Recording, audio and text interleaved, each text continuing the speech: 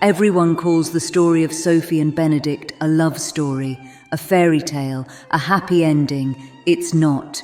If you think this is romance, stay, because the truth is far darker. Stories like this are not written to comfort women. They are written to teach them a lesson. So let's analyze what that lesson is. Sophie is born with the blood of an earl and still lives like she has nothing. Because in that world, what matters is not who you are. It's whether a man publicly claims you. Her father loves her, educates her, gives her refinement, gives her the ability to move like a lady. But he does not legitimize her. He does not attach her to his name. He keeps her in a private corner of his life, and that private corner is where women are kept when society wants their presence but refuses their rights. Then he dies, without a father, without a husband, without a man willing to attach his name to you. You are not merely vulnerable, you are disposable.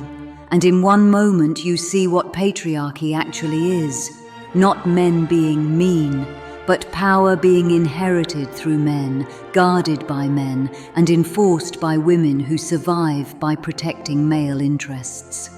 Sophie's stepmother doesn't have to kill her to destroy her. She simply changes her classification from ward to servant, from almost a lady to labor. She strips her clothes, her privacy, her dignity. She turns Sophie into a body that works, a body that can be ordered, a body that can be punished. That is patriarchy in its purest form. It doesn't always need violence. It uses status. A man dies and a woman's life collapses. Because her safety was never hers. It was borrowed. Now the masquerade. Sophie becomes the lady in silver for a single night. And suddenly she is visible, not because she changed, but because she appears under the costume of class. Benedict is captivated because he believes she is a woman he can desire without consequences. A mysterious lady at a ball is safe. She belongs to the world where romance is allowed to exist. After the masquerade, the illusion breaks.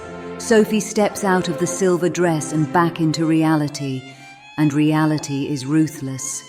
The moment she loses the protection of disguise, she becomes what society has decided she is, expendable. A woman without a father's name, without a husband's claim, without legal shelter. Her intelligence, her grace, her morality means nothing. Without male protection, she is one mistake away from ruin, one accusation away from prison. This is where the story stops pretending. Benedict, meanwhile, returns to his life untouched. He can drink, desire, create, drift, sleep with women, abandon purpose and pick it up again later. His uncertainty is romantic. His confusion is artistic. His freedom is unquestioned, not because he is special, but because he is a man. His rebellion costs him nothing. Sophie's existence costs her everything. And then there is Eloise, same house, same wealth, same name as Benedict, and still no freedom. Eloise thinks too much, questions too much, wants more than what is offered, and instead of being allowed to explore, she is corrected, redirected, pressured, told endlessly that the solution to her restlessness is a husband. This is the cruelty of patriarchy laid bare.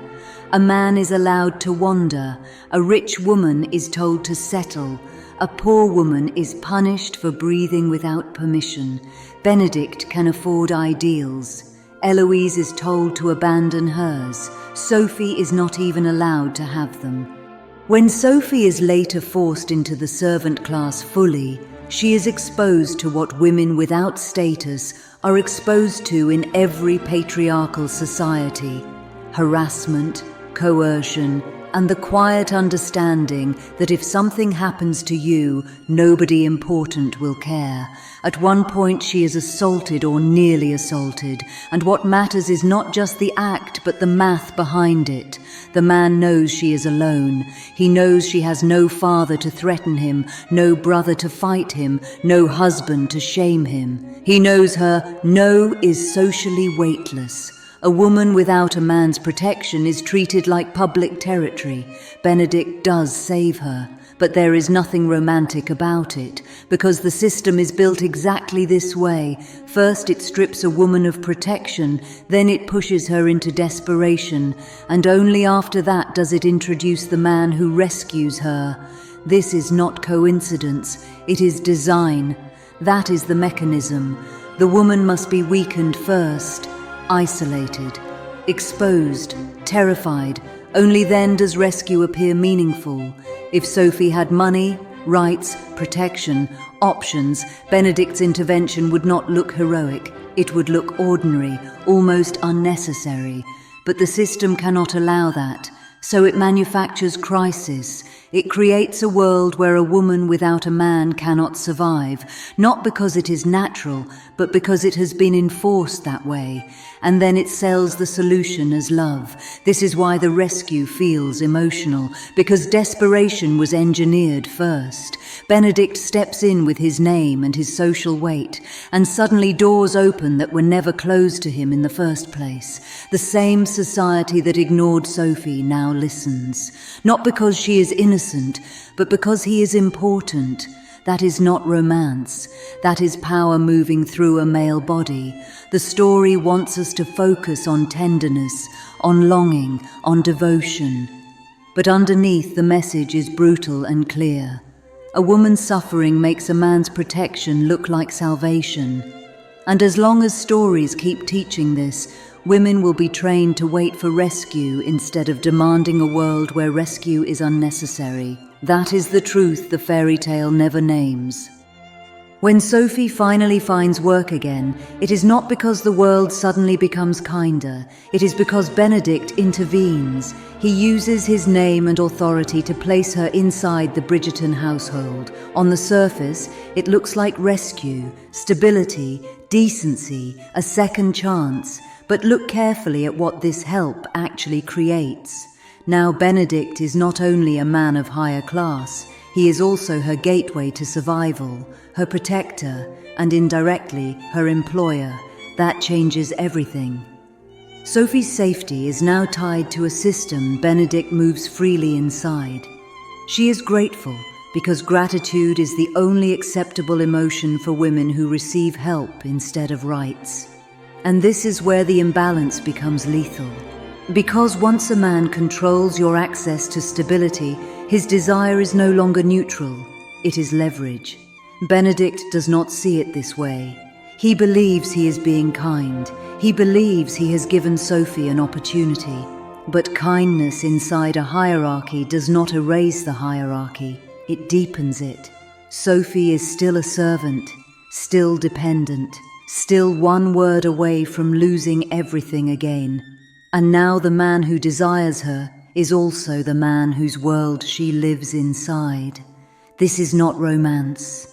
This is proximity without power. So when Benedict has what he believes is a brilliant idea to make Sophie his mistress, it is not a misunderstanding. It is the logical next step in a system that has already placed her beneath him. He offers her intimacy layered on top of dependence. Be mine privately. Stay safe, quietly. Let me enjoy you without changing anything that makes you vulnerable. He offers her nothing but humiliation, wrapped in protection. He wants access to her, but not the consequences of equality. He offers protection, but not legitimacy, comfort, but not a name. He wants the pleasure of her presence while keeping the system intact. This is how patriarchy trains men to think they are generous while asking women to disappear. Because from his position the offer looks merciful, from hers it is annihilation. Sophie understands instantly what accepting would mean. She would no longer just be poor, she would be marked. Sophie refuses, and her refusal is the most radical act in the story, because she refuses the role patriarchy offers women when they are vulnerable. Be grateful, be taken care of, be hidden, be used. She would rather face uncertainty than be a secret. And that refusal costs her everything, again. Because patriarchy does not forgive women who reject the terms of their own containment. What Benedict calls love, Sophie recognizes as erasure, and that is the moment the fairy tale cracks completely. And then comes prison, not metaphorical, literal. Sophie is arrested and locked away, not because she committed a crime, but because she is unprotected. Her body is confined because it belongs to no one important. The law does not investigate Sophie carefully. It does not look for truth. It looks for authority, and Sophie has none.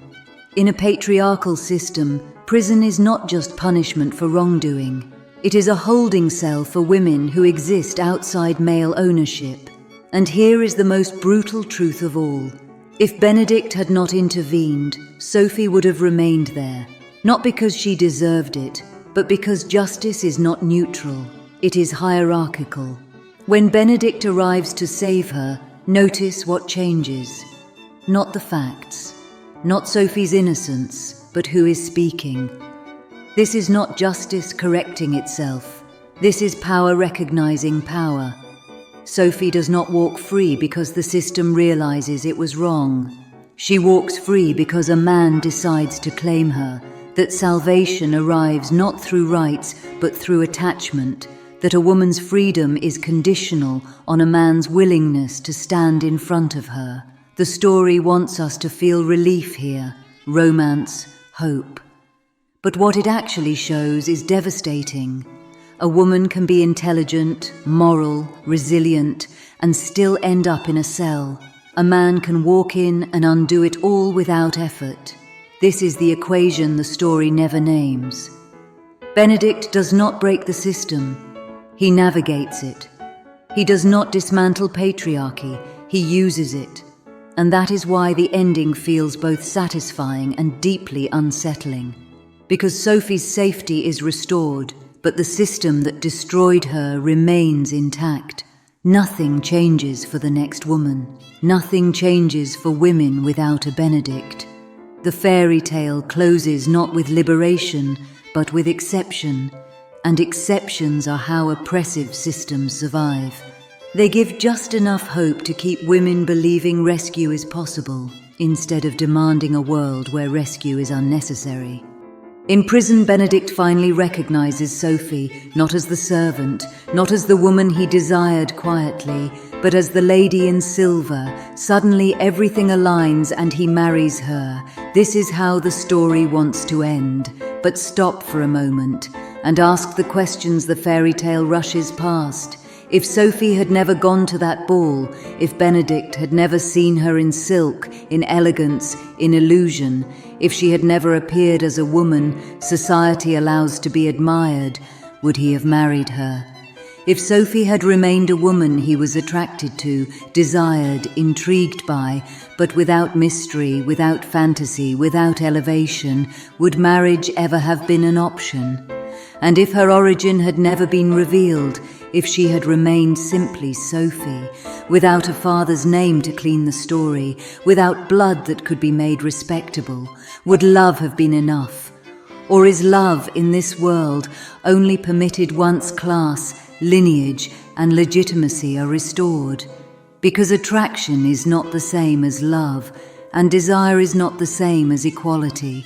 The story comforts us by saying, yes, he married her, but it avoids the harder truth that Sophie becomes a wife only after she becomes acceptable, only after the system decides she can belong. So ask yourself, honestly, was Sophie loved for who she was, or for who she could finally be recognized as? Tell me in the comments. And this is where the story closes. Sophie is married, she is safe, she is no longer invisible. The fairy tale tells us this is a happy ending. But look at what actually changed. Sophie did not gain rights as a woman. She gained protection as a wife.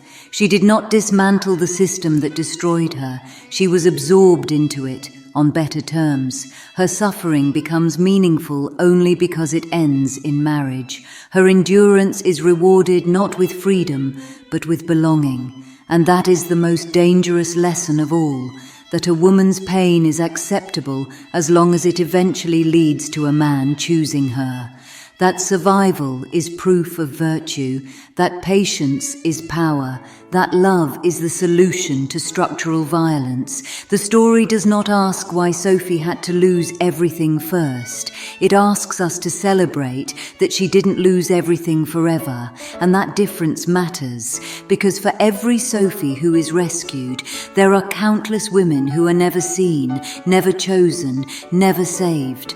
The system survives on exceptions, on fairy tales that soften the truth, and once you see this, you can never watch these stories the same way again. If this perspective unsettles you, good. This channel is not here to comfort you. It is here to make you see. I talk about women's power, but not the watered-down version sold to women.